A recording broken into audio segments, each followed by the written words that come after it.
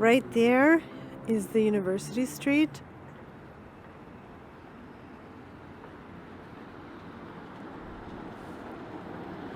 And this way is Queen Street right here. Hi everybody. So I'm going to do a tour of Queen Street West, and I'm starting with this building, the Campbell House.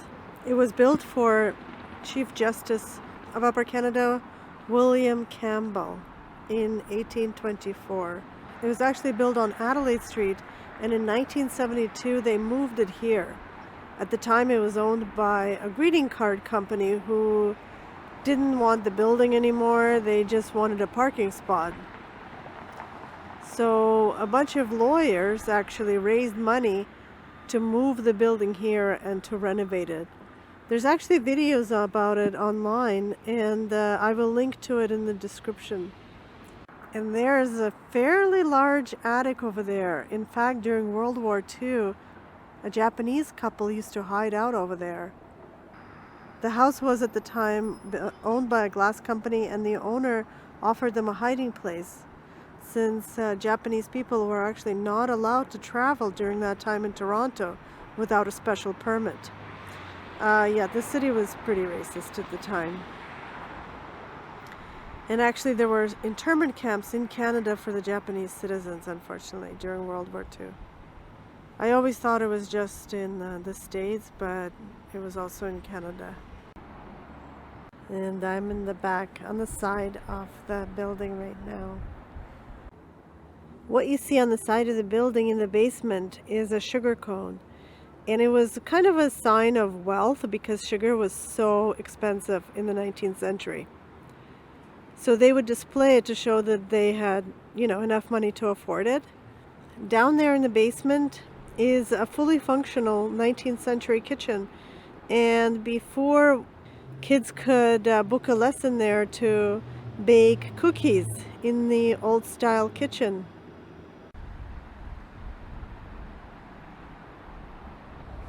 And I'm walking down Queen Street now, walking west towards Spadina.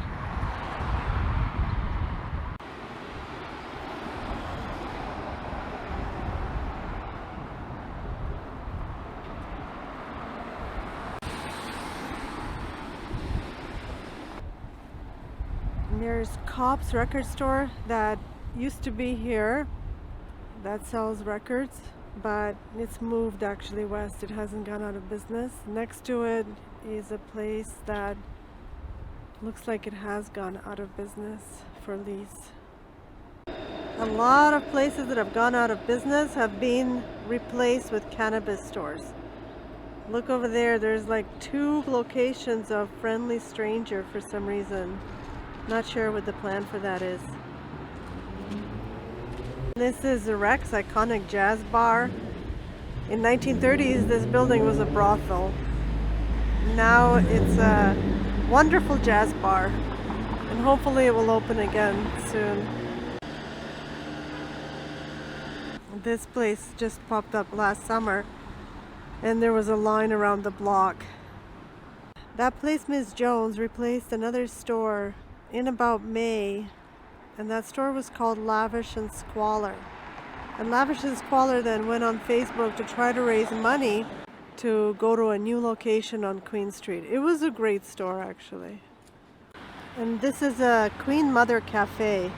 They opened in 1980s, and they serve Laos and Thai food. And I love this building. It's Second Empire style with those cute little embellishments in brick. Inside they have a heated patio, so even though most restaurants are closed now, you can still go and eat there. And inside they have artifacts from over 100 years ago that they discovered during renovations.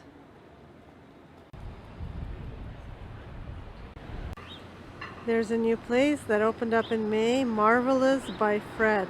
Marvelous Chez Fred. You can see they have a giant chandelier. And then we have another thing that, is popular on Queen Street, a stag shop. And 3 more stores in a row that are closed. Queen Street has always had a large turnover of businesses because even before the pandemic, rents have been rising uncontrollably in all of Toronto, but especially on Queen Street. And many businesses have closed down, many beloved businesses that have shaped the character of the street, sadly. And it looks like now they've all been replaced by cannabis stores. Warehouse restaurant where you can get a meal for $6 if you don't mind small portions and very loud music, so it's good for the youth. And over there we have St. Patrick's Market. In mid-19th century, a politician donated land for this market with the stipulation that it would be a market in perpetuity, but this business just has very bad luck. For as long as I can remember, I have not seen any business on that property. Maybe one time. I don't know, maybe it's just some places have very bad luck. And the lease owner had to return the lease back to the city, so maybe the city will do something with it. Hopefully, I don't know. So I'm hiding behind this tree because the light is shining and it's so bad, But this tree is new. And this car has been there since 1990s, but the tree is new that they put up, I guess, for Christmas celebrations. And this building was actually built in 1914 as a Methodist publishing house. That's why you can see there is a book there, right there. And right on top of the book are little men that are either reading a book or holding a book. And then in 1990s, this building was bought by Chum FM radio station, and it really contributed to regentrifying the street. A lot of businesses like franchises started moving here and modernizing it. And there's another man sitting there. And if you look over there, there's another little man sitting there.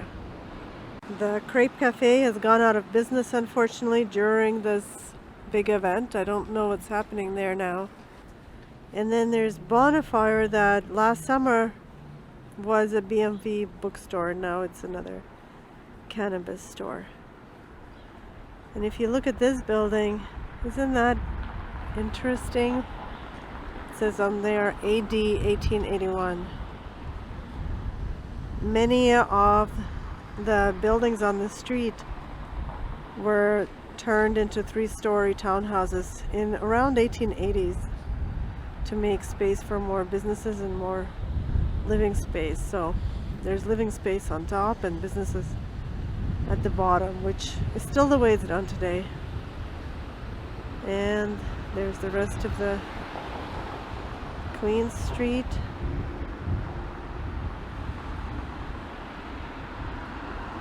Now I'm just gonna go down this street, John Street, and show a couple of more hidden gems.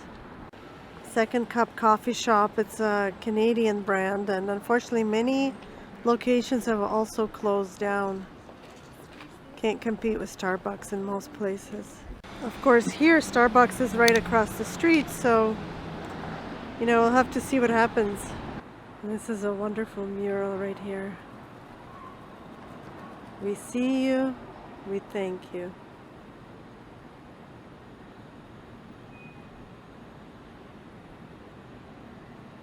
So I'm here now right around this Bell Media building that I talked about earlier.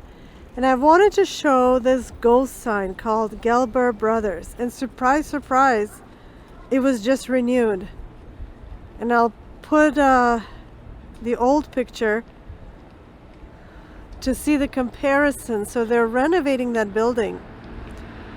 This is an old nylon company, kind of a reminder of the garment district that was in this area, mostly on Spadina. Yeah, Patty, how do you think There's some shows that are going on right now. I wonder who watches TV still. I guess a lot of people do. I mostly watch YouTube and Netflix now. I guess I was brainwashed by watching so much YouTube to start making my own YouTube videos. And another 2 places for lease right next to each other, or 3 places for lease. 3 places for lease. Now over there's more places for lease. And if we move up a little bit higher, there is a beautiful condo building. And I don't normally say beautiful when I describe condo buildings, but this one is just not your typical glass tower. It's called Picasso, and every one of those blocks has trees on top of it. The sun is kind of in the way, but Toronto actually has a bylaw where you're supposed to put green space on every building.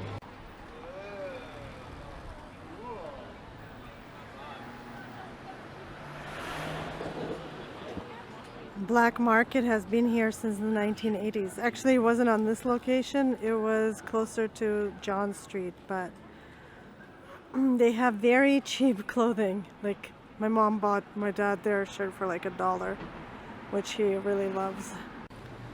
Zara is open. I really like this building. The design is Queen Anne.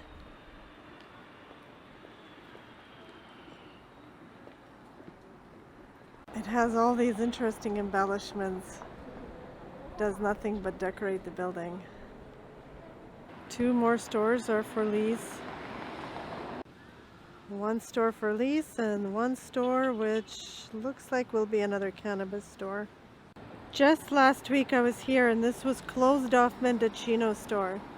And now it looks like they just opened the new store, Nick's Lingerie, I guess. Black Bull, one of the oldest bars in Toronto, but not in continuous operation. That's actually Wheat Sheaf on Bathurst and King. Okay, yeah, they're closed right now. And this here was the original front door. It says they're erected in 1933.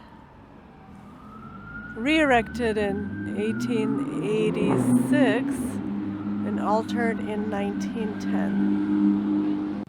Last week there was a beautiful mural here on the floor, but now it doesn't look like there's anything here anymore. Well, you can still see a raccoon and a kind of a paysage over there, like a water reflection or something, but for the most part it's gone. But you can see the artist's name here and you can donate money to her. PayPal.me Joe Lalonde. Chalk Chick. That is a catchy name. Mech. This is kind of, I think, what they mean by gentrification. Businesses that can afford high rents move in here and build these ugly buildings, displace the people that have been here for ages, and put up a bland building that doesn't fit the rest of the character of the city. That's just my opinion. The Hug Me tree. This used to be an actual real tree. An artist named Elixir, I think his name is pronounced, drew on it this design, and it said HUG, which stood for History Unleashes Genius. And then, since everybody was hugging, he drew me underneath it. And eventually, after people touched it so many times, the tree fell down, and then I believe the community came together and reinforced it into this sculpture. And here's the other side of it. And there's a mask that's on his hand. He's not wearing it now because, you know, outside is not as risky. Okay, now I'm going to show another mural by the same artist. It's just around the corner here. This is Soho Street, and I'm going to go to the back here.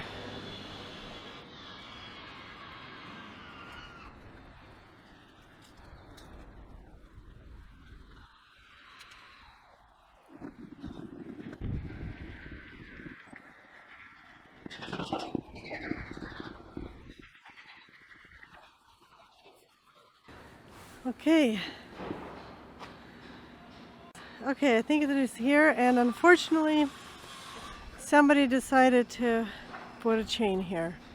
Luckily I have photos from my previous trip here, and I'm going to show them.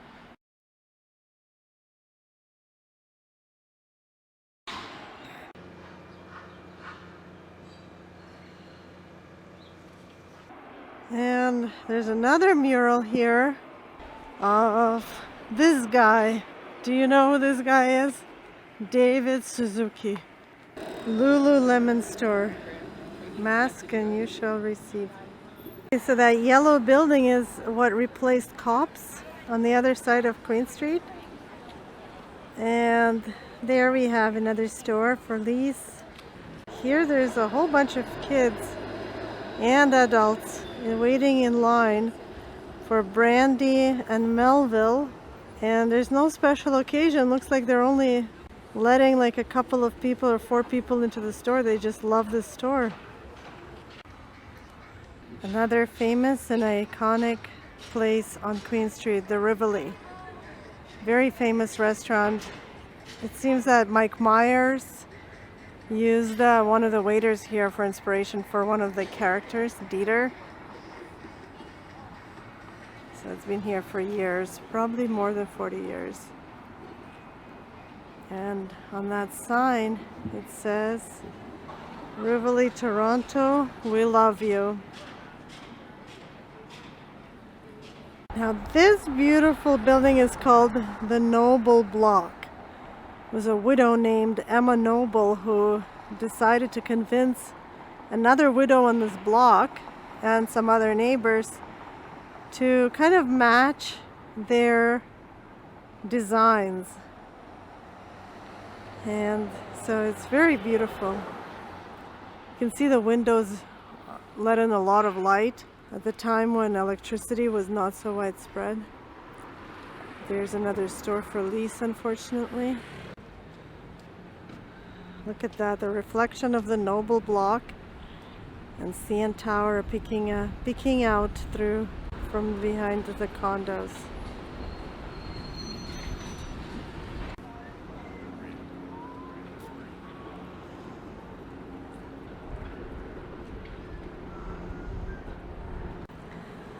Well, it looks like the Horseshoe Tavern is opened. They have the sanitizer out to eat on the patio probably. The Horseshoe Tavern was built, this building was built in 1861 as a blacksmith shop, and that's why they named it the Horseshoe, after that blacksmith shop when they created this restaurant.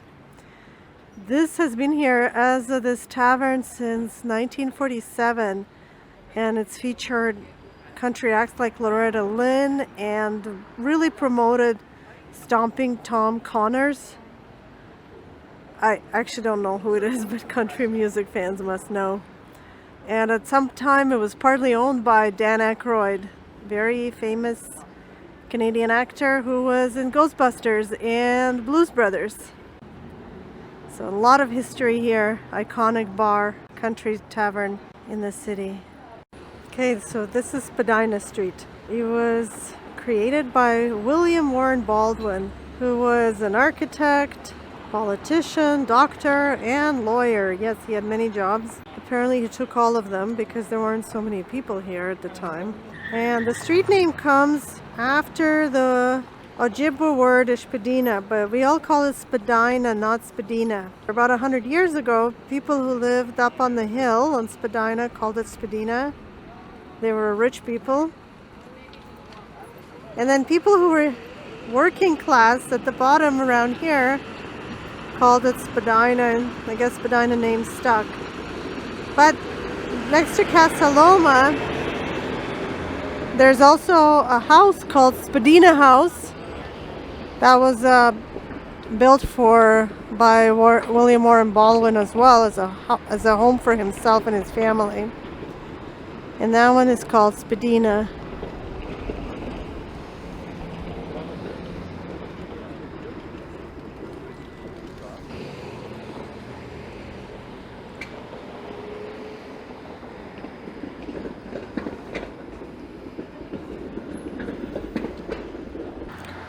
Now down there is where all the factories were. As a matter of fact, all along Spadina there was a lot of garment factories.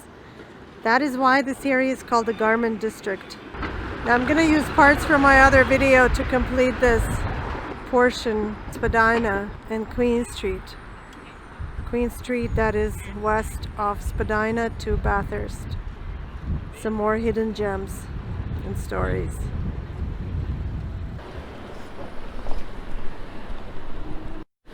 Alright, more restaurants on this strip. This is the famous Cameron House. What you see on there are 10 ants. It stands for tenants.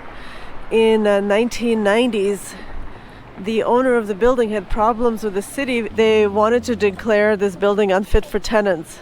So what he did was he commissioned an artist to put 10 ants on the building. And at the same time, there was a pope that was going to go to visit Toronto and go by Queen Street right past this house. So he wrote the Pope a letter asking the Pope to bless the house. And he got a very strong reply that no, that would not happen.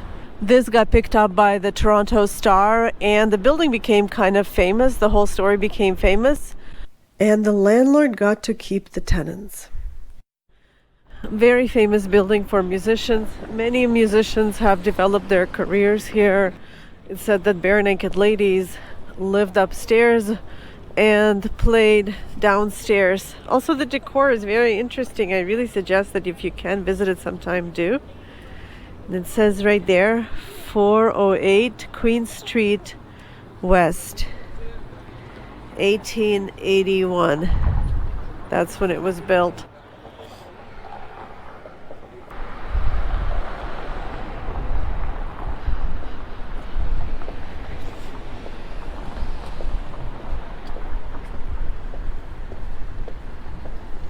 This is a strip where you'll find a lot of fabric stores. Great place to get fabric.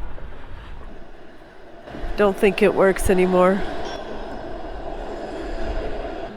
Nice masks for sale and an old Singer machine here. Bagels on fire. I definitely have to try that sometime. Now, I was trying to explain earlier that this was one of the very first days. First streets ever created in 1790s, and all of the streets in Toronto, the grid downtown, was based off Queen Street.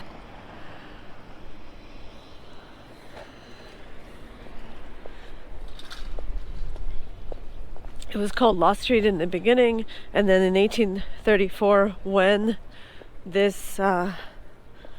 city was incorporated, then the name was changed to Victoria Street in honor of Queen Victoria.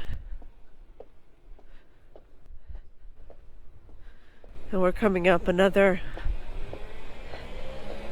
textile store and some more beautiful Victorian, very old, dilapidated homes. And here's a sign, Lot Street. Now, I don't know if this is a original sign that was taken from the original street or put in here after. One of the examples of an old textile store, fabric store. 50-cent zipper.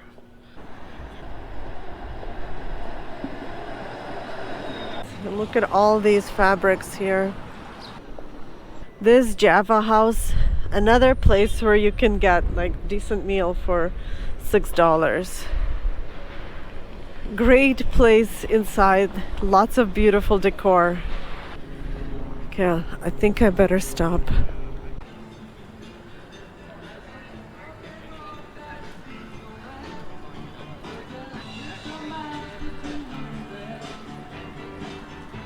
I'm so tempted by all this food.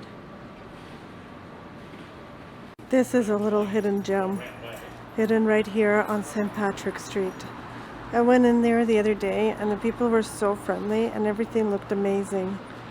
So it looks like they're closed on the weekend, but if you come here during the week, then they have patio tables set up here so you can like have coffee and, you know, a piece of cake or a sandwich or something. It's a really great place. You know, this house is called Half a House. Its number is 54.5 St. Patrick Street. And when this company here, the Grange, was developing this area in the 1970s, they pressured these homeowners to sell, but they wouldn't, so eventually they had to slice the house right in half. And they did a very good job, actually. It was the only holdout. Now, this house has been renovated over and over many times, and the original owners are long gone, but yep, that half a house still remains. Well, okay, this is the end of my tour for today. Next I'm going to be doing West Queen West. So thanks for watching. If you like this sort of thing, please subscribe, press like button, the whole spiel, and I'll see you next time. Okay, bye bye.